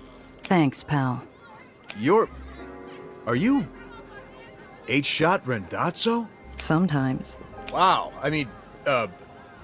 welcome, ma'am. And thank you. For? The man seems confused by my question, as though my very existence were a blessing. His reply is painfully earnest. For everything. As we pass into the sandbagged sanctuary of the base, I see the fresh recruits we coerced on the road. Their shoulders hunch as they're handed fresh clothes, muffled explosions booming in the near distance. Gia, Apollo and I have matters to discuss. It would be a great help if you'd check on everyone and make sure they have what they need. Thank you. An oil-stained figure emerges from underneath the combat truck, waving at me in greeting. It's Cress, already on the front lines, already helping. No surprise there. She clambers back under the vehicle, and I take in the camp.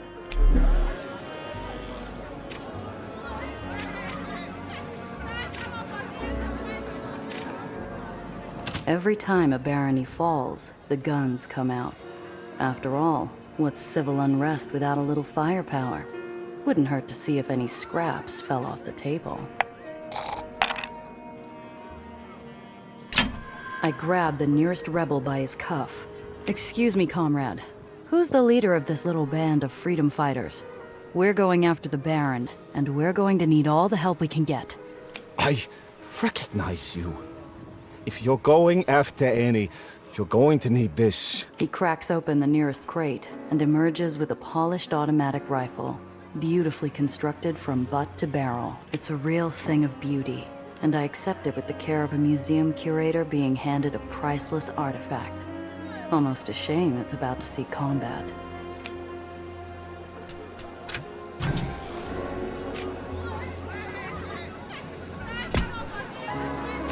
There's a firelight in the eyes of the sentries on guard duty that even exhaustion and horror hasn't doused.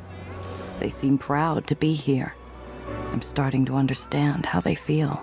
The shattered remains of a church bell lie half buried in rubble. The only ringing to be heard around here is in the ears of shell-shocked frontline fighters. The camp supply tent is staffed by a woman with black hair and an easy smile. She wipes her brow, the exposed muscles of her arms shining from stacking crates and hauling sandbags. How goes the fight? Aye. Now, we finally got an ammo restock. Ready to kick some ass. If you'll pardon the French. I'll let it slide. What are you after? We're low on pretty much everything, but we make it work. What's the situation on the front line? You know Gethsemane? Where the axe lays her head every night? We're right on her damn doorstep. They say we'll have her in handcuffs by morning.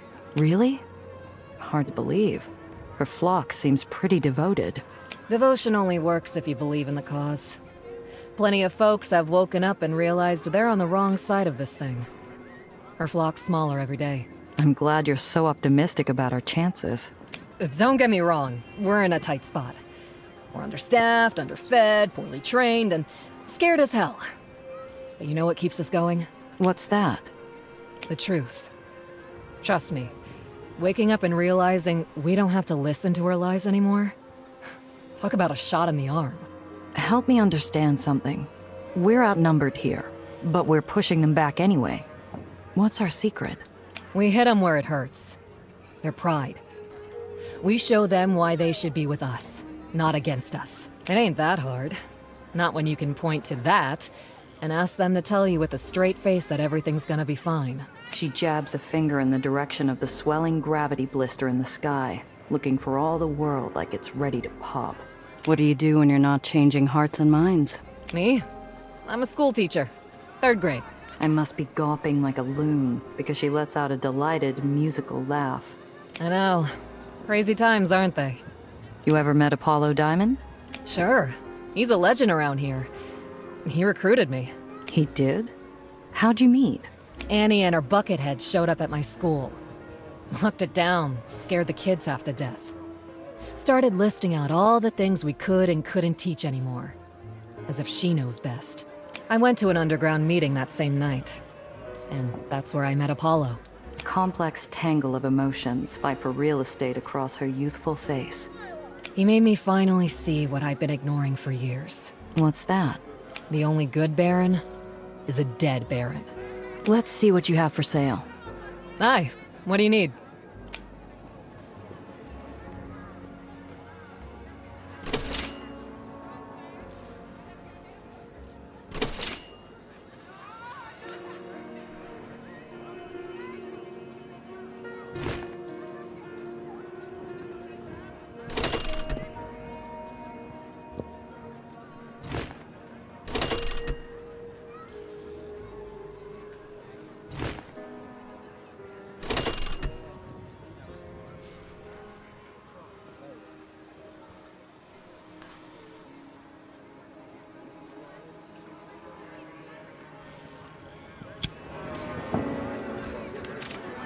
A mother shares what little comfort she can with a frail hug with her son. He catches sight of me and waves me over. It's you.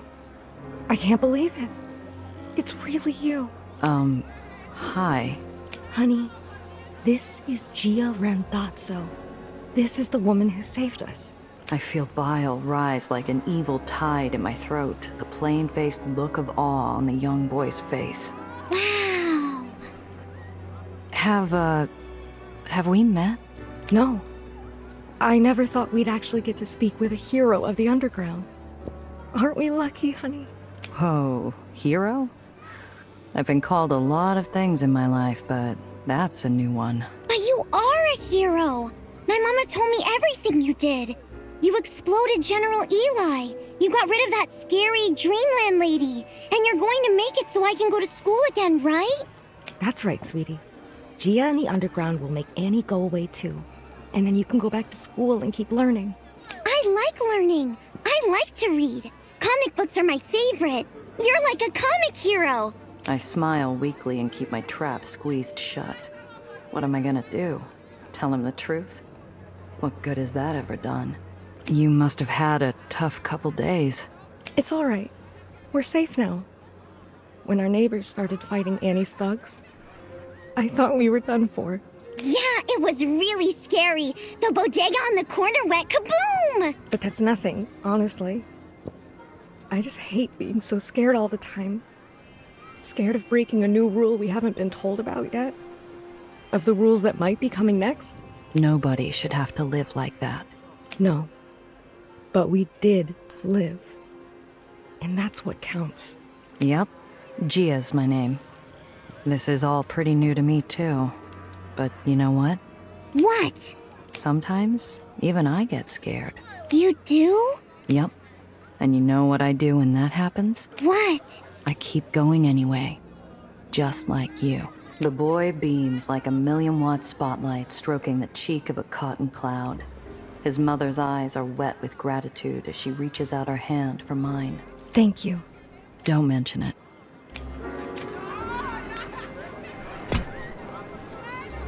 High-pitched wails escape the open flap of the medical tent as a field surgeon and a nurse struggle to keep their thrashing patient's blood from escaping his body. The doctor moves with desperation, while the nurse seems frustrated by what she seems to think are her colleagues' fruitless ministrations.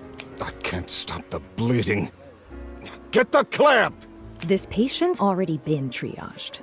Why are we wasting our time? Help me, damn it, or we'll lose him. The nurse folds her arms defiantly, and I notice her glancing suspiciously at a telltale glow in the screaming patient's terrified eyes.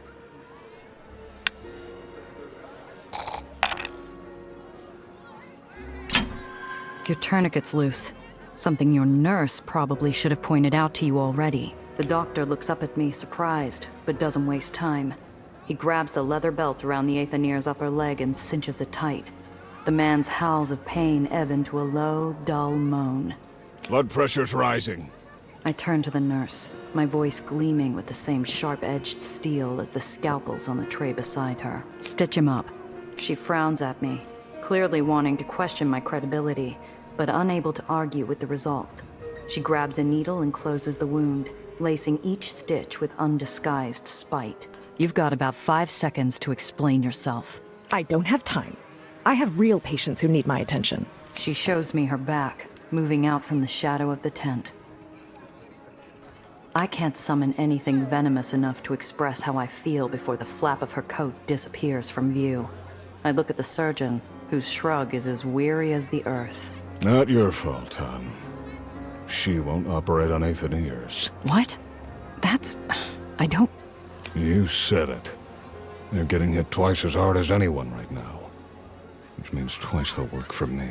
What can I do? You've done plenty. Unless you've got a cure for bigotry under that hat. He looks at the prostrate body of the Aether on the slab, and I leave before I can figure out an innovative new way to feel more useless.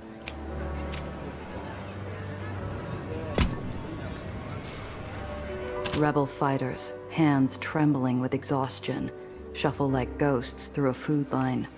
I approach one mid-meal, who's mechanically dipping some visibly stale bread into a bowl of colorless soup. Hey there. Got enough to eat? Nah, not really. Bucketheads cut off our supply lines. A friggin' mouse wouldn't live long on this slop, and we're lucky to have it. Damn. Anything I can do? Why? You the new quartermaster? No, I'm a smuggler, actually. Then you must be making a killing. I could buy half a seum with what you people charge for a tenderloin these days. Give me some space, will you?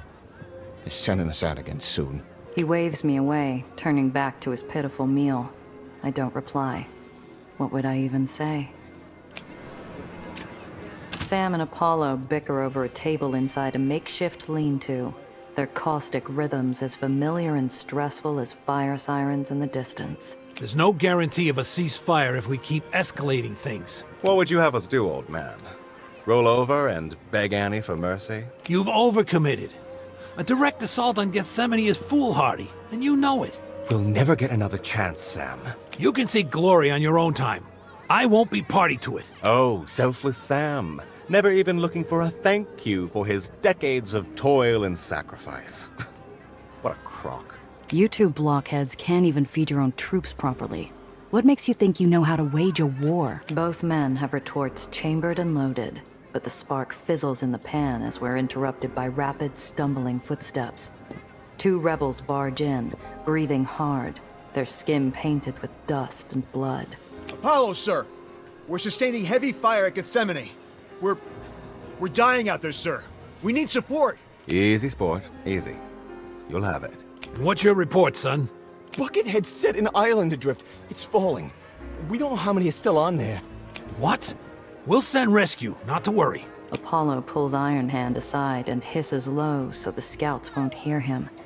I hear him just fine, though. Sam, you said it yourself. We're overcommitted. We can't do both. In the shadow of the hateful bloated well, hearing the urgency in the island scout's voice and the shouts of refugee children in my head, the ways forward seem to collapse into one unavoidable path. We just can't leave all those people to die. My thoughts exactly. But sir! Sam turns his weary gaze to the scout from Gethsemane, placing a fatherly hand on the man's quaking shoulder. What you're doing at Gethsemane is very brave, but saving lives will always come first. If Apollo's angry to lose his shot at glory, he doesn't show it. You go, old man. You two scouts, come with me. Let's get you patched up. I'll help them. Gia, you good? I'm good. Right. Come on, Gia. There's no time to lose.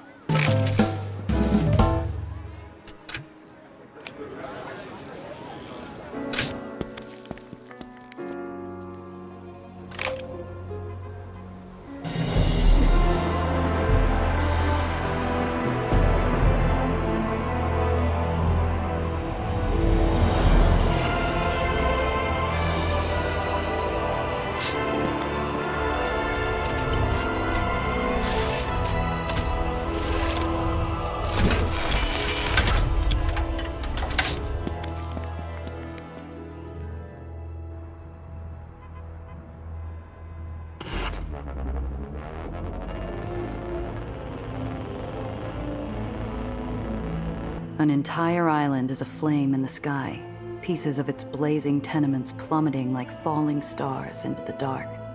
The Aether repulsors at its heart flicker with a weak and irregular pulse, threatening to blink out entirely. Good God! Bucketheads float in an implacable blockade formation, trapping the island's residents at 3 key choke points, condemning them like plague rats on a sinking ship as they try to flee. The troops announce their regret over loudspeakers, even as they spray escaping vehicles with gunfire. I hear them invoke Annie's name, assuring the civilian horde this is all part of God's plan. They're acting without orders, Sam. They have to be. I hope you're right. Let's move. We may still have time to help. His optimistic suggestion flops pathetically to the floor as we watch Annie's fanatical troops shoot innocent people out of the sky. Time is the one thing we don't have. At the first blockade, a loyalist chases down a car and fires at its repulsors.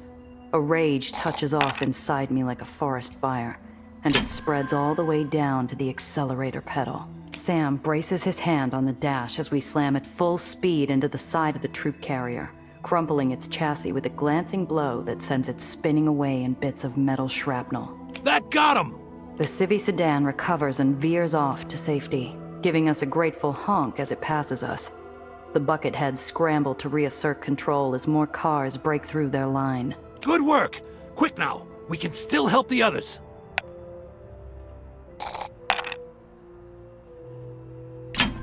The Bucketheads are too busy to notice us while they skeet shoot the civvies like fat clay pigeons. I take advantage, skimming low underneath the road, rolling down my window, and pulling out my 7-shot piece. Sam, grab the wheel for me, will ya? I lean out and aim upward. My pistol barks as she spikes hot lead into the troop carrier's underbellies, tearing their repulsor manifolds to useless scrap and sending them tumbling. Good shooting, Gia! The civvies see their window for a clean escape and take it, waving their gratitude our way as they peel off to safety. Good work! Quick now! We can still help the others!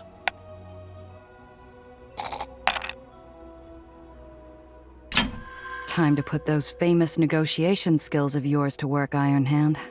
Pardon me? I throttle straight for the blockade, flashing my high beams to steal their attention away from the pedestrians at ground level.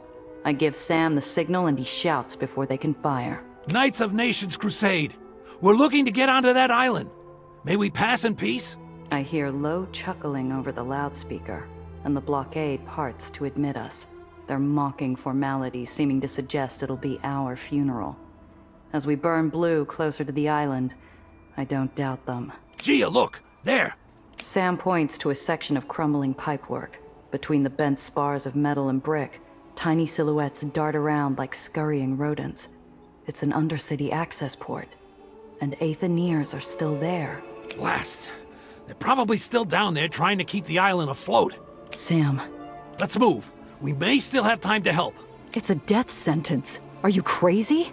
Maybe for us, but if we don't help, it definitely will be for them. Can you live with that? The thunder of the collapsing island fills my ears.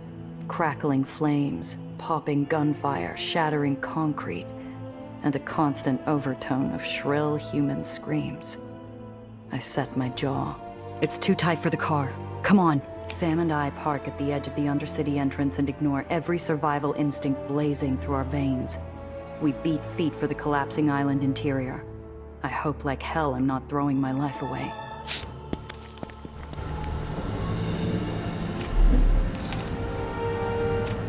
The Aether repulsor network is straining like Atlas under a globe of dead weight. Its systems giving up the ghost and cascading failures that belch steam, sparks, and unfiltered Aether into the tunnels. Move! Get to the surface!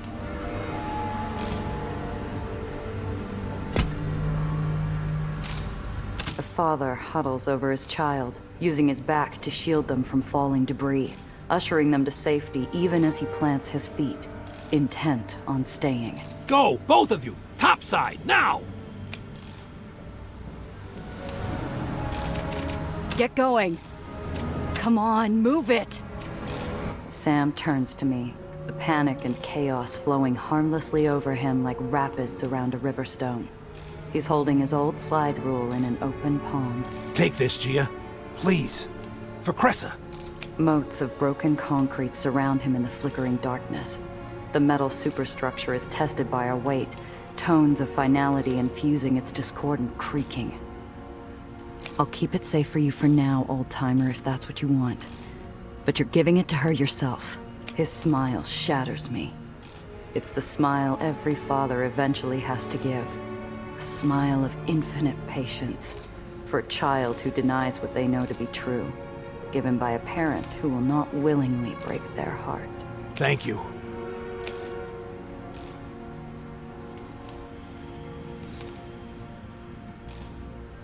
Sam's already bounding down the tunnel before I can raise a hand to stop him, clearing the chasm in a single bound and wedging his bulky frame in the doorway to hold it open. Sam! Go, go, go!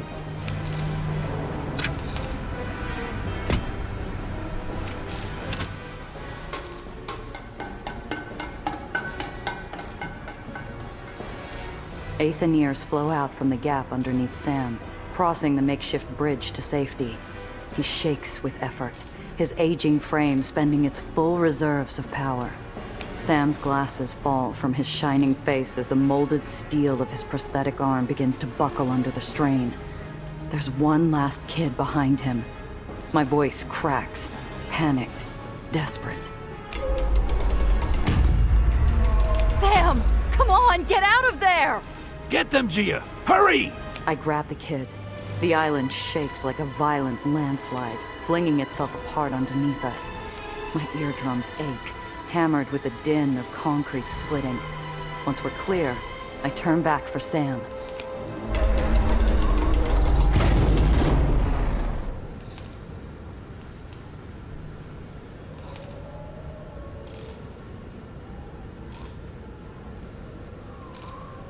The last glimpse anyone gets of Sam Lowe is his warm, comforting smile as he slides downward out of view. In an instant, the entire half of the island plummets away, and I'm left staring at empty sky. Beside and around me, Aetherians hold their tools to their hearts in solemn salute. The name Iron Hand echoes in my ears, a mournful chant. I'm still gawping at the peaceful clouds, dumbstruck, tears frozen against my face. Urgent hands lead me away, voices ushering me through tears to follow, to run, to escape with my life. I let it happen. I can't do anything else. Sometime later, I realize I'm back at the holdout. No idea how or when. I'm snapped out of my daze by Apollo's sharp voice. His face swims into focus in front of me. Gia? Gia! There she is. Thought we lost you for a moment there. Apollo? In the flesh, darling. The bastards haven't killed me yet. Tell me you have good news. We got as many out as we could. I don't know if it was enough. You helped, darling. That's enough for them. And for me. Wait a minute. The assault. Did Annie... Slow down, Gia. First things first. Where's that old basset hound, Sam? I have a few things to run by him. The Aetherians made it out. Every last one. Sam made sure of that. I watch a dozen emotions flit across Apollo's sculpted face like the pages of an open book in a soft breeze. He paces, running from the truth, but it catches up. It always does. Sam? Where's Sam? I try to say he was great, to the very end. I try to explain why and how he died, saving a child. But when I open my mouth, nothing but silence comes out. I squeeze my eyes tight. I feel hands holding my shoulders. There's no artifice anymore. No pretense, no performance. Apollo Diamond is just a man, caught in a wave of grief over the loss of his closest friend. I hold him in a tight embrace as it crashes over us both. I want to say something, but there is nothing to say, nothing to do but to let the grief wash over us, let the ache run over and through us. When we finally come apart, our eyes are red, our breathing ragged. Apollo, you have to tell me what happened. Where's Annie? The assault on Gethsemane was a resounding failure, of course. I had to stay here, manage things. And your rebels? I'm told they died well. Damn it. I'm sorry. Annie eventually capitulated. Gave herself up. What? Why? You're really out of it, eh? Want to have the medic take another look at you. Apollo. She heard about the island, Gia, and what her so-called loyalists were doing. She was horrified. And very grateful to you and Sam for trying to stop it. You mean she didn't... She'd never sanctioned such a thing. And it made her realize she'd lost control at last, I suppose. She made the only choice she felt she had left. Where is she now? Safe. In our custody. She's been cooperative, I'll give her that. What do you mean? She's answering all our questions, going along with everything peacefully. It's all very civil.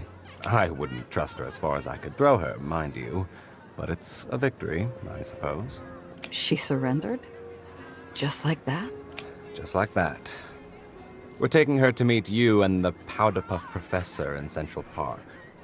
That's good news. We can't do this without our Aether towers. We? A small smile splits the wet streaks on Apollo's face, and there's a shadow of his old impish humor at the edge of his lips. Yeah, Hollywood. We. Atta girl. Cress appears at the tent's threshold, wiping engine grease off her prosthetic with a cloth. Her lip twitches upward when she sees me, and the grin dies when she sees the slide rule in my hand. Cress, No. No. He's not dead. You got it wrong. He can't be. I stay with her. I stay while she screams and rages, while all the grief in the world pours out of one small person. I stay while she sits in marbled silence. I stay until she's ready to accept Sam's last gift. What's it for? She controls her voice with the same steel will that drives all her kin, that keeps New York City floating and free. But she can't control the tears. Quick calculation. He used to say, never give an answer unless you're sure of it. I've never heard you say anything you weren't 100% sure about. He was proud of you, Cress. Apollo Diamond gazes up into the pink gloaming hanging over our city and closes his eyes, as if expecting his old friend's voice to float down back at him in reassurance. It doesn't. None of this would have been possible without him, you know? I was always so damned sure. But he was always there to steer me right. Now, I